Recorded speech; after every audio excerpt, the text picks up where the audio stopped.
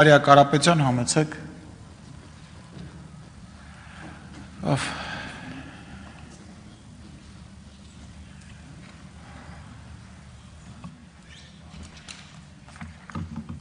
Շնորհակալություն մեծարգո նախագահ, մեծարգո վարչապետ, հարգելի գործընկերներ, սիրելի քաղաքացիներ։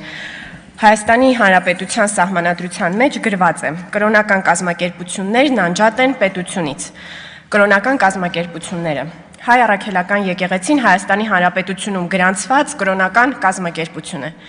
Ոմանք սահմանադրության այս դրույթը ցանկանում են մեկնաբանել, թե իբր Հայաստանի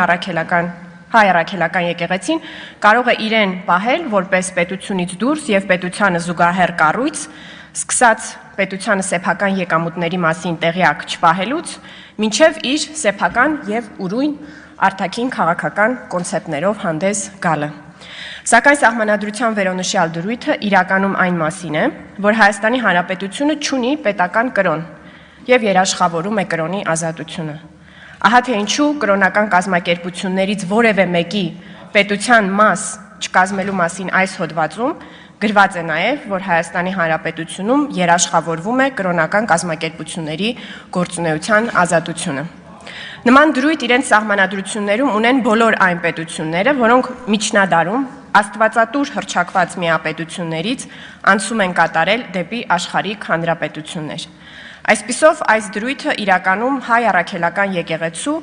պետությունը կառավարելու հավակնությունները սահմանափակելու մասին է եւ ոչ թե նրա արտոնյալ պետությունից դուրս դիրքի մասին։ Ահա թե ինչու մեր սահմանադրությունը այս հոդվածից անմիջապես հետո ունի մյուս հոդվածը,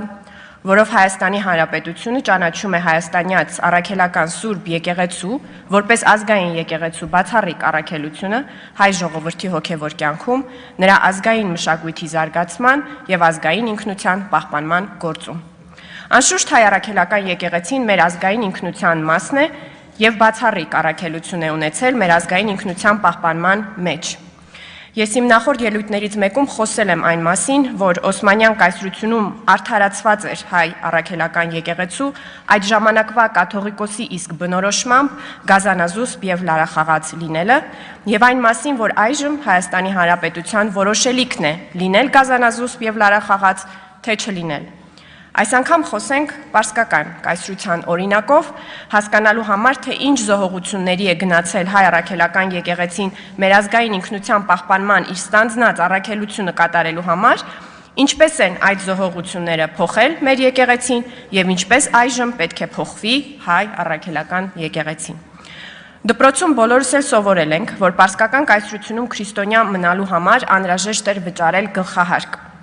Ընդ որում առնվազն 17-րդ դարում պարսկական կայսրությունը շահագրգռված չէր քրիստոնյաների կամ քրիստոնեության վերացմամբ, քանի որ դա կհանգեցներ ֆինանսական կորուստների։ Այն աստիճան, որ յուրաքանչյուր քրիստոնյա հպատակ, ով ընդունել էր մահմեդականություն, ամեն պահի կարող էր վերադառնալ նախկին կրոնին, եթե ընդամենը պարտավորվեր վճարել այդ հարկը։ Իսկ ինչ էր վճարում մեր եկեղեցին։ Պարսկաստանում յուրաքանչյուր պաշտոն, ինչպես յուրաքանչյուր պաշտոն, այդպես էլ կաթողիկոսի պաշտոնը պետք է գնվեր։ Կաթողիկոսը շահի հանդեպ ոչ այլ ինչ, քան իր հավատարմությունը պետք է արտահայտեր նրան ճոխ ընծաներ բերելով։ Իսկ եպիսկոպոսները իրենց պաշտպանությունը պետք է գնեին կաթողիկոսից այնպես, ինչպես կաթողիկոսն իր պաշտպանությունը գնում էր խանից կամ շահից։ Այսինքն հայ առաքելական եկեղեցին իր գոյությունը պահպանելու համար ստիպված է եղել մերվել պարսկական կայսրության բացարձակապետական կարգում գործող ֆինանսական եւ հիերարխիկ բուրգին։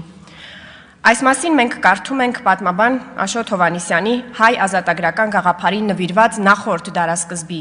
գրված գրքում, որտեղ նա ասում է, որ հայ ազգի ազատագրության մասին մտածող հայ մելիքները իրենց ծանր կացության մեջ այլևս չէին կարող համերաշխ լինել կղերի հետ։ Քանի որ, մեջբերում եմ, պարսկական պետական իմաստության վարքականոններն ավելի ու ավելի յուրացրած եւ գոյություն ունեցող համակարգի հետ համերաշխ ապրող կղերին այլևս հնարավոր չէր ներգրավել ազատագրական ծրագրի մեջ։ Գիտեք,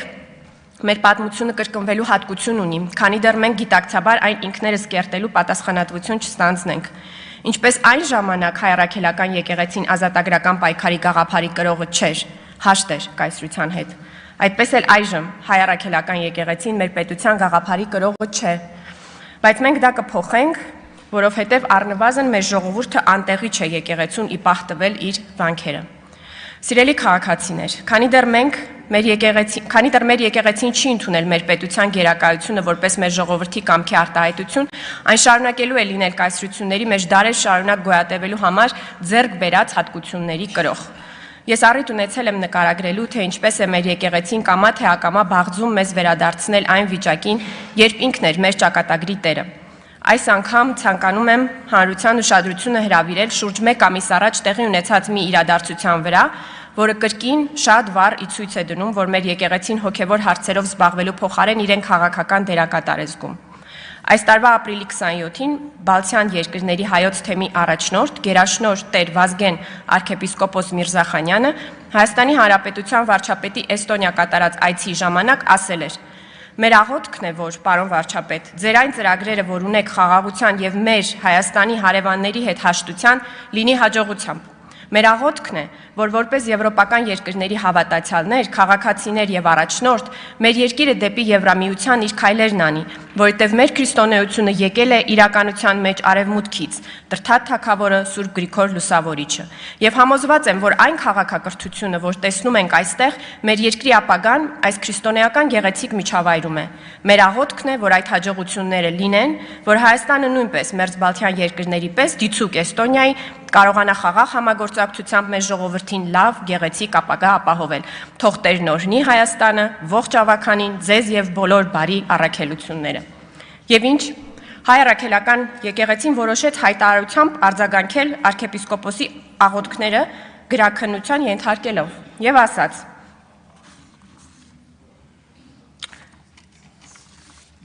Թեմակալ առաջնորդի կողմից արտահայտված որոշ մտքեր եւ դատողություններ խիստ սուբյեկտիվ են, այսինքն աղոթքները սուբյեկտիվ են, անհատական եւ վերագրելի չեն եկեղեցուն։ Որևէ հարցի առնչությամբ գնահատականներ հնչեցնելիս, հատկապես երբ եկեղեցու պաշտոնական դիրքորոշում առկա չէ, եկեղեցականները որոշապես պետք է շրջահայացություն եւ զգուշավորություն դրսեւորեն թյուր մեկնաբանությունների տեղիք չտալու համար։ Այսինքն ինչի հետ համաձայն չէ մեր եկեղեցին որպես ինստիտուտ, որ Հայաստանի վարչապետը հաջողի, որ Հայաստանը հարևանների հետ խաղաղության հասնի, որ քրիստոնեությունը արևմուտքի կրոնն է, որ Հայաստանը շարժվի դեպի Եվրամիություն, որ Տերն օրհնի Հայաստանը։ Բայց ամենակարևոր հարցը, սիրելի քաղաքացիներ, հետևյալն է. մեր եկեղեցին որպես կառույց պետք է կարծիք, ավելին պաշտոնական դիրքորոշում ունենա այս հարցերի վերաբերյալ, որ անհատ եկեղեցականն էլ որպես մարդ, որպես քաղաքացի չկարողանա արտահայտել իր դիրքորոշումը։ 44-օրյա պատերազմի ավարտից ի վեր Հայաստանի Հանրապետության Հայաստանի ժողովրդի ինքնակազմակերպման գերագույն ձևի դեմ ընդվզել են ապապետական, կայսերական քաղաքական մտքի կրող գեներալներ եւ դիվանագետներ, ընդվզել են եւ ընկրկել։ Այժմ այդ քաղաքական մտքի բուն ծնողի եկեղեցու հերթն է։ Վերջը պարզ է։ Գուցե զինված ուժերի գլխավոր շտաբի նախկին պետի նման դիմի Հայաստանի Հանրապետության վարչական դատարան։ Հիշում եք, նա էլ իր ընդվզումից հետո ստիպված եղավ այնուամենայնիվ առերեսվել պետության հետ։ Եվս 3 փոքր նկատառում։ Մարդիկ հարցնում են, միթե եկեղեցու որոշ սպասավորների կուսակրոն չլինելը քննարկելը նրանց անձնական կյանքին միջամտություն չէ։ Այս քննադատությունը բաց է թողնում մի կարևոր հանգամանք։ Կուսակրոնությունը հանրայնորեն հռչակված պայման է մեր հազարամյա վանքերը խնամելու համար եւ ոչ միայն դա անելու համար։ Եվ մեզ հետաքրքիր է ոչ թե ինչ-որ մեկի անձնական կյանքը, այլ երեսպաշտությունը, կեղծիքը դադարեցնելը։ Կամ կյանքը պետք է համապատասխանի կանոնագրքին, կամ կանոնագիրքը կյանքին։